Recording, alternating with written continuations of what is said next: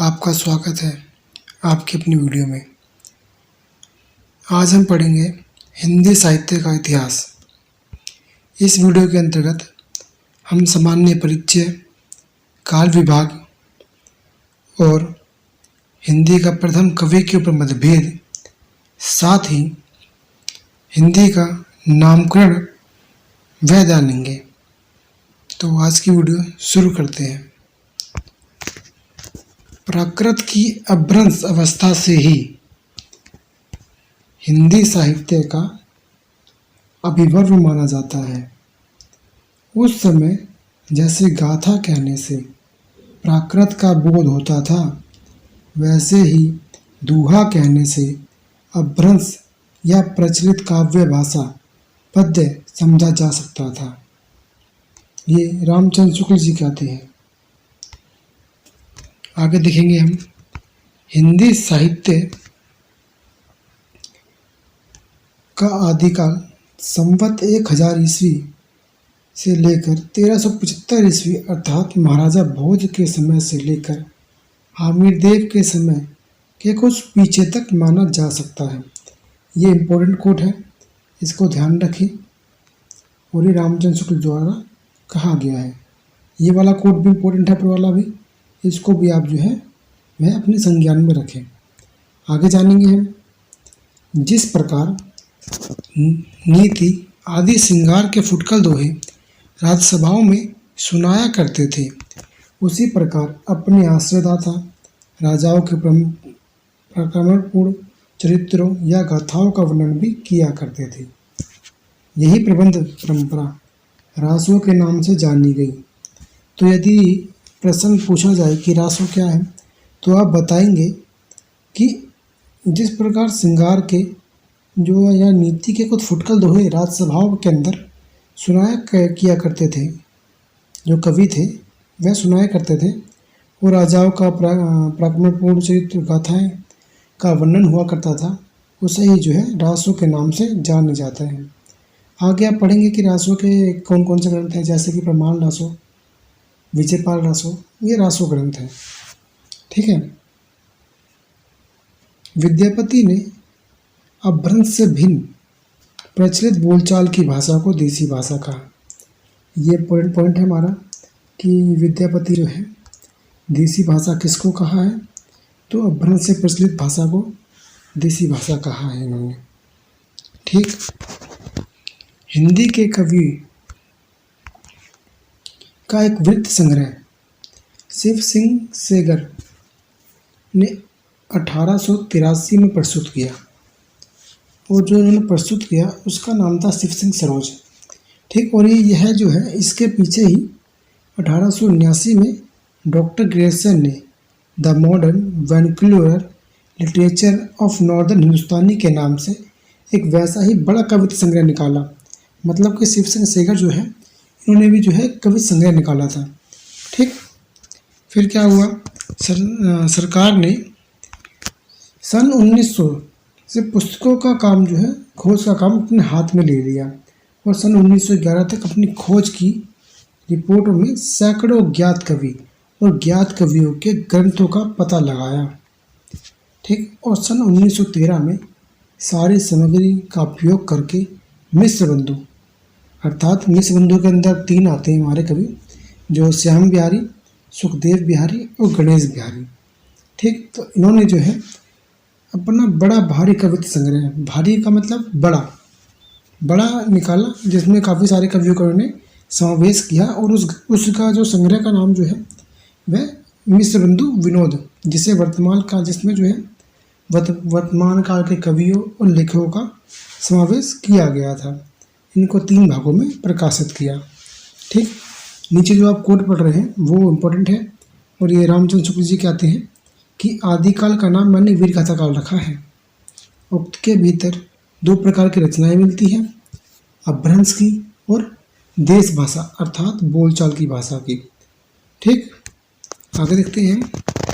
तो आदिकाल जो है, जिसे रामचंद्र शुक्ल ने वीर गाथा काल भी कहा है, तो इसकी जो प्रवृत्तियां हैं ना, वो रामचंद्र शुक्ल ने जो है वह 12 पुस्तकों के आधार पर बताई है। उनमें से 4 जो पुस्तकें थी वह हमारी साहित्य पुस्तिका थी। उनमें से 4 पुस्तकें कौन है साहित्यिक वाली? वो है विजयपाल रासो, हामिर रासो, कीर्ति पताका और कीर्ति लता। ठीक, अब इसमें ध्यान देने वाली बात यह है कि कीर्ति पताका और कीर्ति लता ये जो है ये हमारी विद्यापति जी की है। ठीक है, ये हमारे विद्यापति जी की है। और देसी भाषा काव्य की जो 8 पुस्तकें हैं उनमें से खुमान रासो, विशलदेव रासो, अभी देखा हमने ऊपर बात की थी रासो क्या होता है, तो ये रासो ग्रंथ है जिसमें राजाओं के प्राक्रमण का जो उनकी जो कथाएं जो है वह बताई जाए, वह रासो काव्य है। तो वह ये रासो है।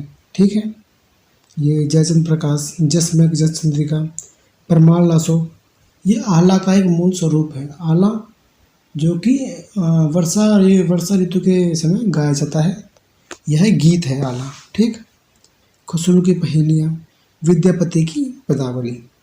आगे देखेंगे हम इन्हीं 12 पुस्तकों की दृष्टि से, ये इंपॉर्टेंट लाइन है, इनको ध्यान दें कि इन्हीं 12 पुस्तकों की दृष्टि से आदिकाल का लक्षण निरूपण और नामकरण हो सकता है।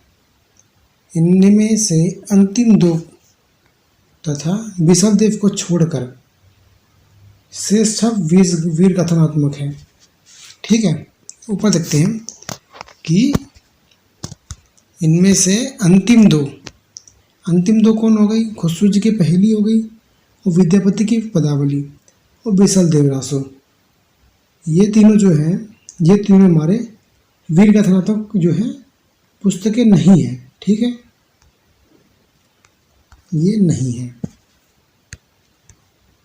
और सभी जो है वह वीर कथनात्मक पुस्तकें हैं। फिर आगे मिर्सबंधु ने जो है आदिकाल के भीतर और कई सारी पुस्तकों का उन्होंने नाम बताया, जिसमें से हमारे भगवत गीता आ गई, वर्तमान आ गया, संवत्सार आ गया, जम्बूसार आ गए और नेमिनाथ की चौपाई आ गई, उपदेश माला आ गई। तो ये पुस्तकें जो है मिर्सबंधु ने और भी इसमें इनका समावेश किया। आगे देखेंगे एक ही काल और एक ही कोटि की रचना के भीतर जहाँ भिन्न भिन्न प्रकार की परंपरा चली हुई पाई, वहाँ अलग शाखाएं करके सामग्री का विभाग किया गया। जैसे भक्ति काल के भीतर पहले 2 काव्य धाराएं मिलती है, निर्गुण धारा और सगुण धारा। ठीक, अब जो प्रत्येक धारा जो है निर्गुण और सगुण, इनकी भी अपनी 2-2 धाराएं हैं। ठीक है, 2-2 शाखाएं हैं। निर्गुण में कौन आते हैं? ज्ञानश्री और प्रेमश्री। तो प्रेम में जो आते हैं उनमें हमारे सूफी काव्य भी आते हैं। ठीक है, इसको सूफी काव्य के नाम से भी जाना जाता है। और सगुण में हमारे राम भक्ति और कृष्ण भक्ति आती है। ठीक, आगे देखेंगे कि काल विभाजन कैसे हुआ।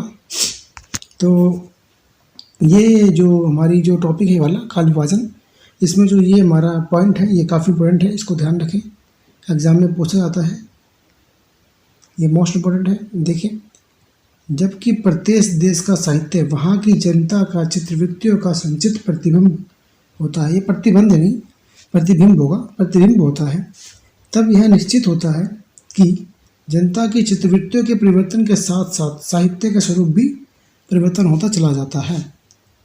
आदि से अंत तक इन्हीं चित्रवृत्तियों की परंपराओं को परखते हुए साहित्य का परंपरा के साथ उनका सामंजस्य दिखाना ही साहित्य कहलाता है, साहित्य का इतिहास।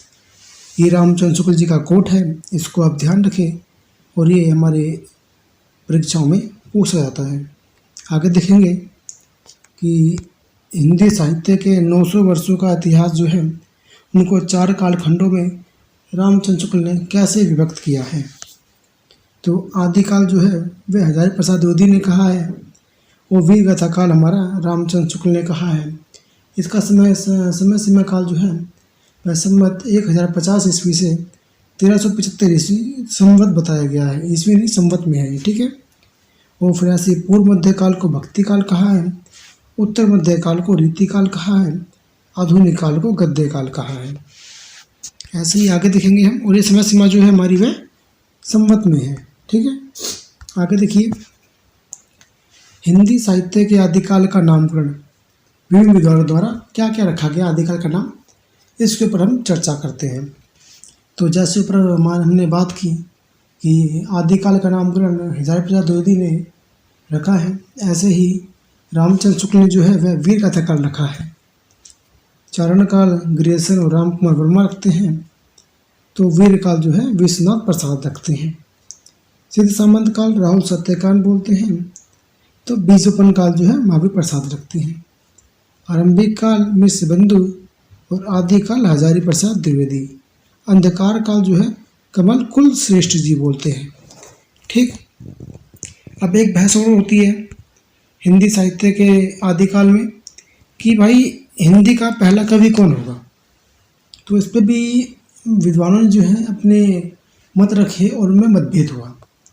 ठीक, तो राम कुमार वर्मा बोलते हैं कि स्वयंभू है, स्वयंभू ही जो है हिंदी के पहले कवि माने जाएंगे।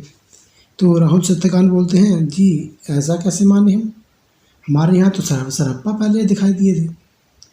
तो ऐसे ही शिव सिंह सेंगर जो हैं और इन्हीं के साथ मिश्र बंधु भी आएंगे। तो वह शिव सिंह सेंगर और मिश्र बंधु जो है वह पुष्पदंत और पूर्ण इनको मानते हैं, ये दोनों एक ही नाम है, ठीक है, इनको मानते हैं। तो रामचंद्र शुक्ल और चंद्र शर्मा गुलेरी जो है वह राजा मुंज या भोज को मानते हैं, यहाँ आप देख सकते हैं। ठीक है, ऐसे ही हमारे गणपति चंद्र गुप्त जो है वह शालिभद्र सूर्य जी को मानते हैं कि भाई शालिभद्र सूर्य जी को हमने देखा कि वे हमारे समय के हिंदी के प्रथम कवि हैं। हमारे समय मतलब उनके समय के हिंदी के प्रथम कवि हैं, वह गणपति चंद्र गुप्त मानते हैं। हजारी प्रसाद द्विवेदी बोलते हैं कि नहीं, अब्दुल रहमान है। फिर बच्चन सिंह जो है वह भी कम नहीं, वह बोलते हैं भाई हम तो विद्यापति जी को बताएंगे। ठीक है, तो आज की वीडियो में इतना ही। आशा करता हूँ कि आपको वीडियो अच्छी लगी होगी। धन्यवाद।